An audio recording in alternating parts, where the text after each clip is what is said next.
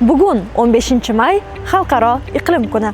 Bu kun ilk bor 1992-yil Rio de Janeyroda o'tkazilgan Yer sammitidan so'ng xalqaro miqyosda keng targ'ib qilina boshladi. Bugungi kunda iqlim o'zgarishi global ekologik muammoga aylangan. Xususan, Markaziy Osiyoda so'nggi 30 yilda global isish 1,5 darajaga ko'tarilgan. Muzliklar maydoni esa 30% ga qisqargan. Bu bo'lsa suv tanqisligi va tabiiy ofatlar ko'lamini yanada kengaytirmoqda. O'zbekiston ham iqlim o'zgarishining salbiy oqibatlarini kamaytirish borasida muhim tashabbuslarni ilgari surmoqda. Jumladan 2030-yilgacha issiqxona gazlari chiqarilishini 35% ga kamaytirish, yashil energetika ulushini 40% ga yetkazish, shamol va quyosh energiyasidan samarali foydalanish va yashil makon umummilliy loyihasi doirasida ko'kalamzor hududlarni kengaytirish rejalashtirilgan.